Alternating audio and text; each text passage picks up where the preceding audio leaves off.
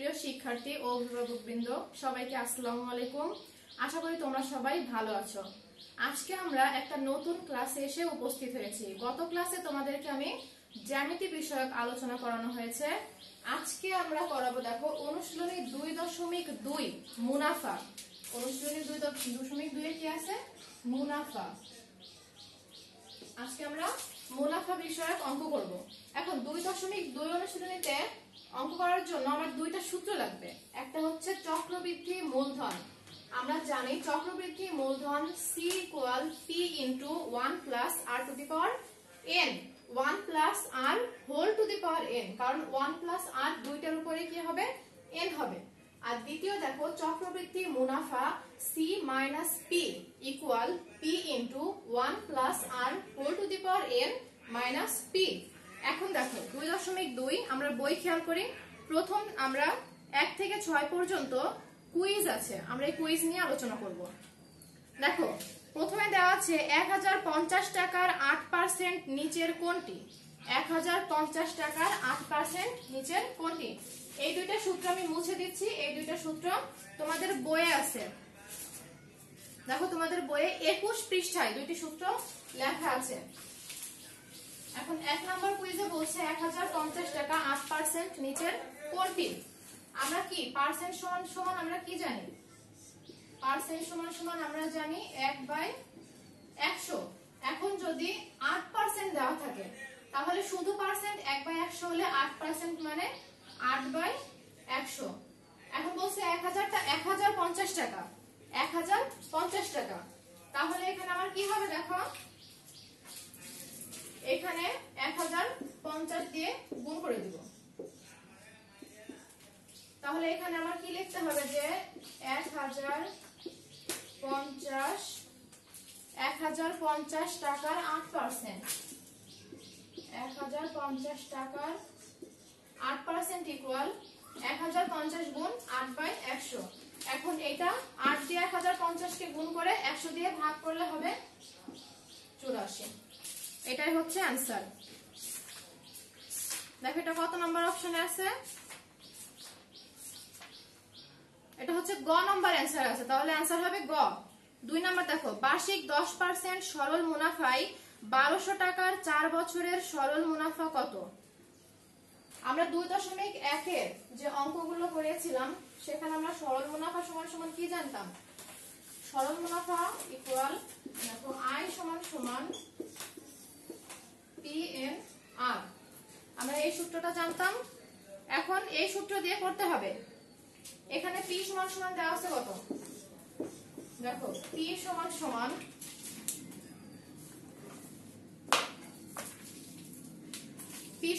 বলছে যে আসল মুনাফায় 10% সরল মুনাফায় 1200 টাকার, এই যে 1200 টাকা সরল মুনাফা, এটা হচ্ছে আসল। তাহলে এখানে P সমান সমান হবে 1200। দেখো, এখানে n ইকুয়াল 4 বছর আর r সমান সমান পার্সেন্ট, যেটা মানে মুনাফার হার, বার্ষিক 10% মানে হচ্ছে মুনাফার হার। আর দেওয়া আছে কত এখানে? দেখো, আর 10%, 10% মানে আমরা জানি 10/100। এখন এখানে আমি মানগুলো বসিয়ে দিব। তাহলে এই সূত্র দিয়ে মানগুলো বসিয়ে দিলে এটার অ্যান্সার পাওয়া যাবে। এটার অ্যান্সার হবে 480 টাকা। 3 নাম্বার দেখো, টাকায় 5টি দরে ক্রয় করে 4টি দরে বিক্রয় করলে শতকরা কত লাভ বা ক্ষতি হবে? বলছে দেখো, টাকায় 5টি দরে ক্রয় করে 4টি দরে বিক্রয় করলে শতকরা কত টাকা লাভ বা ক্ষতি হবে। তার মানে এখানে আমার লাভ ক্ষতি কিছুই দেওয়া নাই, এটা আমার নির্ণয় করতে হবে। তাহলে টাকায় 5টি দরে মানে কি? 1 টাকা। টাকায় মানে হচ্ছে 1 টাকা। তাহলে 5টির ক্রয় মূল্য, দেখো,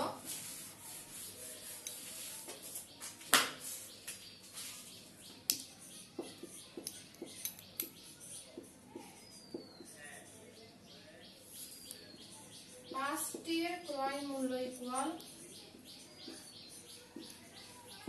5টির ক্রয় মূল্য 1 টাকা। তাহলে একটির ক্রয় মূল্য তাহলে কত হবে? 1/5 টাকা। আবার দেখো বলছে চারটির বিক্রয় মূল্য 1 টাকা। আবার চারটির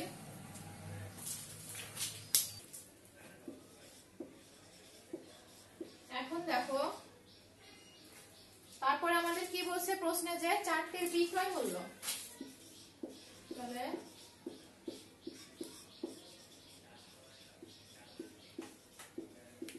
চারটির বিক্রয় মূল্য ইকুয়াল 1 টাকা।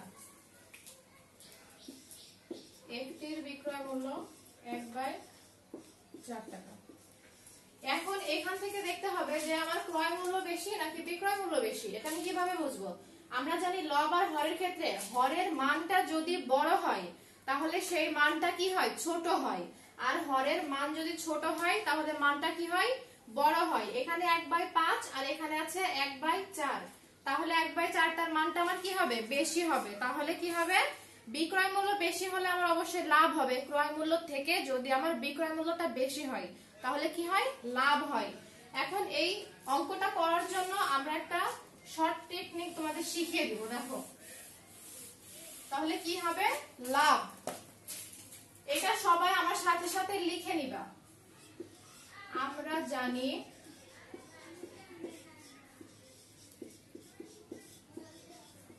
লাভের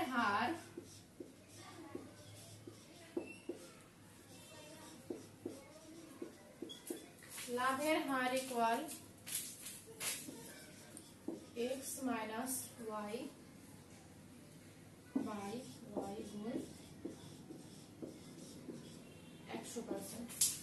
এখন এই x টা কি আর y টা কি? দেখো এই x টা হচ্ছে টাকায় 5 টাকায় দরে, যেটা ফার্স্টে আমার দেওয়া ছিল বইতে যে টাকায় 5টি দরে ক্রয় করে, এই x টা হচ্ছে আমার ক্রয়। তাহলে x এর মান কত লিখবো? 5। আর y টা হলো বিক্রয়। তাহলে x minus y by y হলে 4 ইনটু 100%। এখন এটাকে যদি আমি ক্যালকুলেশন করি, দেখো এখান থেকে তাকে 1/4 গুণ 100%, তাহলে 4 দিয়ে যদি 100 কে কাটি তাহলে হয় 25%। তাহলে এখানে x টা কি হবে? x সমান সমান ক্রয় মূল্য আর y সমান সমান বিক্রয় মূল্য। তাহলে এই সূত্রটা তোমরা মনে রাখবা। প্রথমে এরকম যদি কোনো অঙ্ক আসে ফার্স্টে তুমি বের করে নিবা যে ক্রয় মূল্য বেশি নাকি বিক্রয় মূল্য বেশি, আমার লাভ হবে নাকি ক্ষতি হবে। তাহলে যদি লাভ হয়, লাভের ক্ষেত্রে কি হবে? লাভের হারের ক্ষেত্রে এটা হবে। তাহলে অ্যানসার হবে কি? 25%। 4 নাম্বার দেখো মুনাফা হিসাবের ক্ষেত্রে এখানে সূত্র দেওয়া আছে। যে 1 নাম্বার সূত্র দেওয়া আছে মুনাফা সমান সমান মুনাফা আসল বিয়োগ আসল। 2 নাম্বার দেওয়া আছে মুনাফা ইকুয়াল আসল গুণ মুনাফা গুণ সময় ভাগ 2। আর 3 নাম্বার দেওয়া আছে চক্রবৃদ্ধি মুনাফা সমান সমান চক্রবৃদ্ধি মূল বিয়োগ মূলধন। তাহলে এখানে কোনটি কোনটি সঠিক হবে? দেখো 2 নাম্বারটা কি হবে? কারণ 2 নাম্বার সূত্র আমরা এইভাবে কোনো সূত্র পড়ি নাই। তাহলে অ্যানসার হবে 1 আর 3। 5 নাম্বার দেখো 10% সরল মুনাফায় 2000 টাকার এক বছরের মুনাফা 200 টাকা। 2 5 বছরের মুনাফা আসল, আসলের 1/2/3 গুণ। আর 3 6 বছরের মুনাফা আসলের সমান হবে। এখানে দেখো এখানে হচ্ছে সঠিক উত্তর শুধু 1 নাম্বার হবে, কিন্তু যে অপশনে আমার 1 নাম্বার দেওয়া নাই, বইয়ের অপশনে আমাদের 1 নাম্বার দেওয়া নাই। তাহলে এটা কি হবে? শুধু 1 নাম্বার উত্তর হবে। এই অঙ্কটা তোমাদের করে বুঝে নিতে হবে। তাহলে এই অঙ্কটা তোমরা কি করবা? নোট করে রাখবা।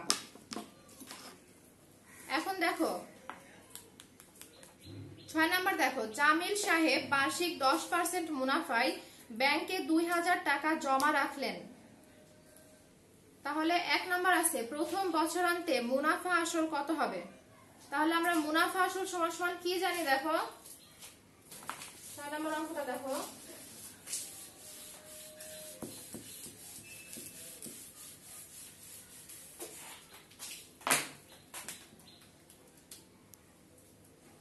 সরল মুনাফার ক্ষেত্রে 6 এর 1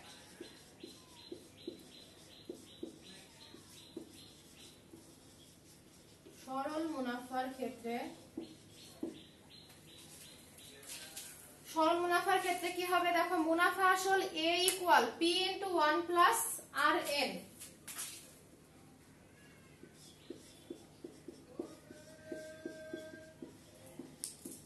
এটা কিসের সূত্র? এটা হচ্ছে মুনাফা আসলের সূত্র। বের করতে বলছে যে প্রথম বছরান্তে মুনাফা আসল কত হবে, তাহলে প্রথম বছর মানে কি n এর মান 1, তার মানে বছরে হচ্ছে 1। আর বলছে যে 2000 টাকা জমা রাখলেন, তাহলে ওটা কি হবে p এর মান। তাহলে এখানে আমরা এখান থেকে অ্যানসারটা বের করতে পারি যে p এর মান হবে 2000, তাহলে 1 প্লাস আর এর মান এখানে কত পার্সেন্ট দেওয়া আছে দেখো, 10% মুনাফা, তাহলে আর হবে 10/100 গুণ n এর মান কি প্রথম বছরান্তে 1। এখান থেকে তাহলে ক্যালকুলেশন করতে হবে। তাহলে এখানে ক্যালকুলেশন করলে হবে, দেখো এখানে 10/1 100, তাহলে 10 কে দিয়ে যদি 100 কাটাকাটি করি তাহলে 10 10 10 কে 100, তাহলে নিচে থাকে 10, তাহলে এখানে হবে 1 প্লাস 1/10। তাহলে এখানে কি হবে 2000 গুণ 11/10। এখন এটা শূন্য, এটাকে যদি কেটে দিই একটা শূন্য, তাহলে উপরে থাকে হচ্ছে 11 সাথে 2 গুণ করলে হয় 2200, 2200 টাকা। তাহলে আমার 6 এর 1 এর উত্তর হবে কত, 2200 টাকা। তারপর 2 নাম্বার দেখো, সরল মুনাফায় দ্বিতীয় বছরান্তে মুনাফা আসল কত হবে। দ্বিতীয় বছর বলছে এখানে, দ্বিতীয় বছর মানে কি সেম এই সূত্র দিয়েই করতে হবে। টাকার p এর মানও 2000 হবে, শুধু এখানে n এর মানটা কি হবে 2, যেহেতু আমাকে বলছে এখানে যে 2 বছরান্তে মানে দ্বিতীয় বছরান্তে। তাহলে আমি সেম এই সূত্রটা দিব, এখানে শুধু দিব কত 2, n এর মান কত হবে 2, তাহলে n এর মান 2 দিয়ে আমার অঙ্কটার ক্যালকুলেশন করতে হবে। তাহলে n এর মান যদি 2 হয়, অ্যানসার হবে এখানে 2400 টাকা। অ্যানসার হবে 2400 টাকা। এটা কত নাম্বার দেখো, এটা 2 নাম্বার।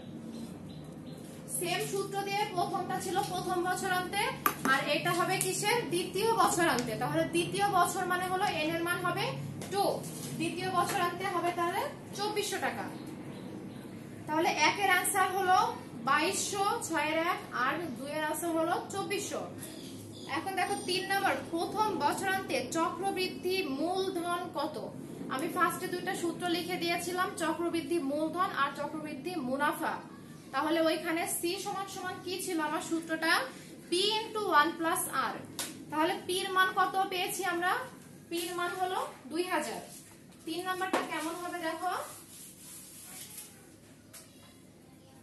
3 নাম্বার p এর মান হবে 2000, n এর মান হবে 1 বছর। কেন 1 বছর হবে, কারণ আমার প্রশ্নে বলছে প্রথম বছরান্তে চক্রবৃদ্ধি মূলধন কত। তাহলে এখানে চক্রবৃদ্ধি মূলধন হলো c, c ইকুয়াল হোয়াট। তাহলে আমরা কি জানি, c সমান সমান p * 1 + r to the power n। তাহলে শুধু এখানে n এর মানটা হবে 1, p এর মান এখানে হবে 2000, তাহলে 1 + r হলো 10%, r সমান সমান 10% হলে 10/100, তাহলে এখানে হবে 10/100, এর পাওয়ার হবে n। এবার এখান থেকে ক্যালকুলেশন করতে হবে, এখান থেকে যদি আমরা ক্যালকুলেশন করি এটার आंसर হবে কত 2200। আমি তোমাদের সিস্টেমটা শিখিয়ে দিলাম, এখান থেকে বাকিটুকু তোমরা অবশ্যই ক্যালকুলেশন করতে পারবা। আর যদি কোনো সমস্যা হয় তাহলে আমাকে বলতে পারো। দেখো এখন আমরা চলে যাব মূল অঙ্কে। আমাদের কুইজ সম্পর্কে আলোচনা করা শেষ। আশা করি তোমরা কুইজ সম্পর্কে সবকিছুই বুঝতে পেরেছো। এটা কঠিন কিছু না, সূত্রগুলো এবং হিন্টসগুলো আমি তোমাদের দিয়ে দিয়েছি, ওই নিয়মে করলেই অ্যানসার মিলে যাবে। এখন আমরা মূল অঙ্ক করব। দেখো মূল অঙ্কের প্রথমে 7 নাম্বার যে অঙ্কটা আছে, বার্ষিক 10% মুনাফায় 8000 টাকার 3 বছরের চক্রবৃদ্ধি মূলধন নির্ণয় করো। ফার্স্টে যে চক্রবৃদ্ধি মূলধন নির্ণয় আমরা কি জানি, সি সমান সমান P into 1 plus R to the power N. তাহলে কি বের করতে হবে আমার, সি এর মান, চক্রবৃদ্ধি মূলধন সি সমান সমান P into 1 plus R to the power N. 7 নম্বরের অঙ্কটা এই সূত্র দিয়ে করতে হবে। তাহলে এখানে পি সমান সমান কি দেওয়া আছে, পি সমান সমান দেওয়া আছে কত টাকা, দেখো 8000 টাকা। পি সমান সমান 8000 টাকা। আর সমান সমান দেওয়া আছে কি 10% মুনাফা। তাহলে 10% ইকুয়াল 10 বাই কত 100। আর এন সমান সমান কত বছর দেওয়া আছে, এন সমান সমান দেওয়া আছে 3 বছর। তাহলে এখানে হবে 3 বছর। তাহলে আমার কি নির্ণয় করতে হবে, সি। এখন এই সি তে এই মানগুলো বসিয়ে দিলে আমার অ্যানসার হয়ে যাবে, অঙ্কের অ্যানসারটা হয়ে যাবে আর কি। দেখো আরে সমস্যা না। 8 নম্বর অঙ্ক দেখো, বার্ষিক শতকরা 10 টাকা মুনাফায় 5000 টাকার 3 বছরের সরল মুনাফা ও চক্রবৃদ্ধি মুনাফার পার্থক্য কত হবে। বার্ষিক শতকরা 10 টাকা মুনাফায় 5000 টাকার 3 বছরের সরল মুনাফা ও চক্রবৃদ্ধি মুনাফা। সরল মুনাফা আমরা কি জানি, সরল মুনাফা আই সমান সমান পি আর এন। আর কি বলছে, চক্রবৃদ্ধি মুনাফা, চক্রবৃদ্ধি মুনাফার পার্থক্য নির্ণয় করতে বলছে। তবে চক্রবৃদ্ধি মুনাফার সূত্র আমরা কি জানি, দেখো পি ইকুয়াল মুনাফা, চক্রবৃদ্ধি মুনাফা এখানে হবে পি ইনটু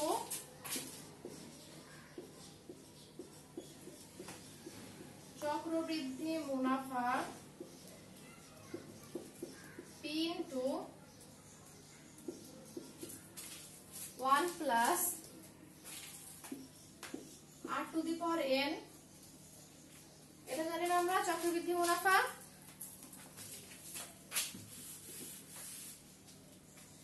মাইনাস পি।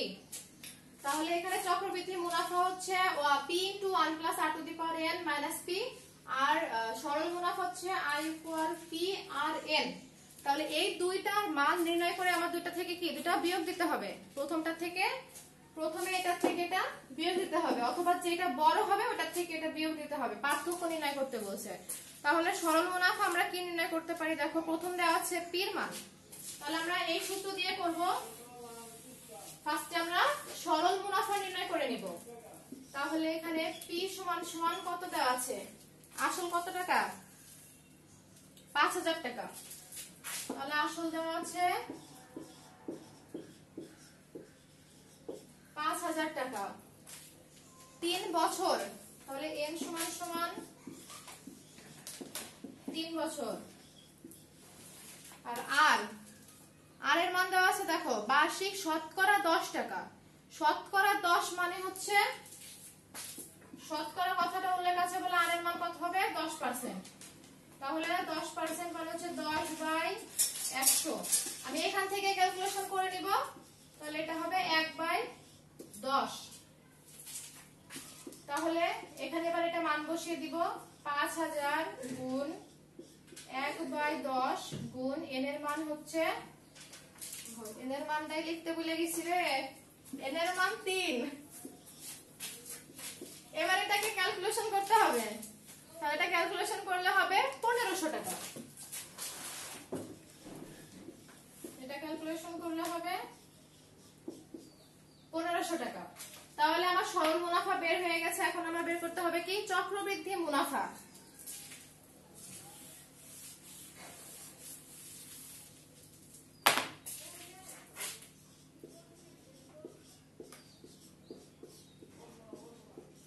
তাহলে চক্রবৃদ্ধি মুনাফা equal P into 1 plus R to the power N minus P. তাহলে পি এর মান কত 5000 ইনটু 1 প্লাস আর এর মান 1 বাই 10, এন এর মান 3 বছর মাইনাস পি। তাহলে 5000 এখানে হবে 11 বাই 10 মাইনাস পির মান এখানে 5000 টাকা। দেখো এইটুকু ক্যালকুলেশন তোমরা কিভাবে করবা, ফার্স্টে ক্যালকুলেটরটা হাতে নিবা, ক্যালকুলেটর হাতে নিয়ে ফার্স্টে ক্যালকুলেটরে দিবা 11/10। ঠিক আছে, ক্যালকুলেটরের ম্যাথ করার সিস্টেমটা আমি তোমাদের বুঝিয়ে দিচ্ছি। যেহেতু আমার হাতে এখন ক্যালকুলেটর নাই, তাই আমি ক্যালকুলেটরের অঙ্কটা তোমাদের করে দিতে পারছি না। তোমরা এটা বাসায় প্র্যাকটিস করবা, যে ফার্স্টে ক্যালকুলেটরে 11/10, ফার্স্টে কি দিবা 11/10। এবার 11/10 দেওয়ার পরে যেটা আসবে এর উপর একটা কি আছে দেখো, হোল টু দি পাওয়ার 3, তার মানে 11/10 দেওয়ার পরে যা আসবে সেটাকে কি হবে 3 বার আবার গুণ করতে হবে। অথবা ক্যালকুলেটরে আমি তোমাদের ক্লাসে বলে দিয়েছিলাম যে ক্যারট চিহ্ন আছে, এই যে এমন একটা চিহ্ন আছে না, ওই চিহ্নটা ক্লিক করে 3 দিবা, তাহলে 11/10 যখন দিবা যেটা বের হবে ওইটা দেওয়ার পরে ক্যারট চিহ্ন দিয়ে এখানে কি দিবা 3 দিবা, তাহলে দিলে যেটা হবে তার সাথে 5000 গুণ করতে হবে। তাহলে এটার সাথে 5000 গুণ করার পরে ক্যালকুলেশন করলে কত হবে, এখানে ক্যালকুলেশন করলে হবে, আচ্ছা যাই হোক এখানে যা হবে তার সাথে কি করতে হবে, আবার 5000 বিয়োগ দেওয়া লাগবে। 5000 বিয়োগ দিলে এখানে অ্যানসার হবে 1655 টাকা। তাহলে ফার্স্টে কি করবে আমি আবারও তোমাদের সুবিধার জন্য বলে দিচ্ছি। এইটুকু ক্যালকুলেশন করার জন্য ফার্স্টে 11/10 দিলে কত হবে, যেটা হবে সেটা আবার কি করবা 3 বার গুণ করবা। 3 বার গুণ করার পরে আবার সেটার সাথে 5000 দিয়ে গুণ দিবা, গুণ দেওয়ার পরে 5000 কে তার সাথে বিয়োগ করবা, বিয়োগ করলে হবে 1655 টাকা। তাহলে আমার সরল মুনাফা ফার্স্টে কত বের হয়েছিল, সরল মুনাফা ফার্স্টে আমার বের হয়েছিল 1500 টাকা, আর চক্রবৃদ্ধি মুনাফা হলো 1655 টাকা। তাহলে এখন আমি লিখতে পারি যে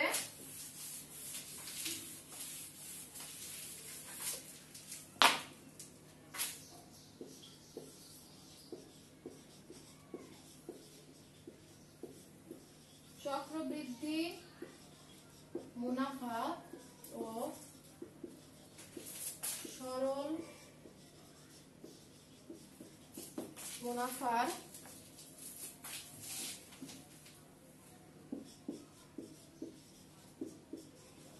পার্থক্য, অথবা লিখতে পারো যে সরল মুনাফা এবং চক্রবৃদ্ধি মুনাফার পার্থক্য, আবার চক্রবৃদ্ধি মুনাফা ও সরল মুনাফার পার্থক্য একটা লিখলেই হলো।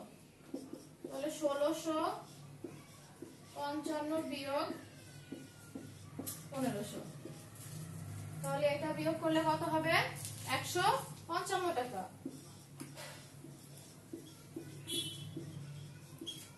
তাহলে উত্তর 155 টাকা। তাহলে এই অঙ্কটা কি হবে, ফার্স্টে সরল মুনাফা নির্ণয় করতে হবে I = PRN এর সূত্র দিয়ে। তারপরে চক্রবৃদ্ধি মুনাফার ক্ষেত্রে কি করতে হবে, চক্রবৃদ্ধি মুনাফার সূত্র আমরা জানি, চক্রবৃদ্ধি মুনাফা সমান P × 1 + R⁴ - P, দুইটা বের করে চক্রবৃদ্ধি মুনাফা এবং সরল মুনাফা দুইটা বিয়োগ করে যা হবে সেটাই অ্যানসার। তার পরবর্তীতে দেখো 9 নম্বর অঙ্কটা, একই হার মুনাফায় কোন মূলধনের 1 বছরান্তে চক্রবৃদ্ধি মূলধন 6500 টাকা ও 2 বছরান্তে চক্রবৃদ্ধি মূলধন 6760 টাকা হলে মূলধন কত। তাহলে এখানে ফার্স্টে কি করতে হবে, ফার্স্টে আমরা যা করব যে একই হার মুনাফার ক্ষেত্রে মূলধনের প্রথম বছরান্তে মানে 1 বছরান্তে, তাহলে চক্রবৃদ্ধি মুনাফা চক্রবৃদ্ধি মূলধন, তাহলে ফার্স্টে প্রথম বছরান্তে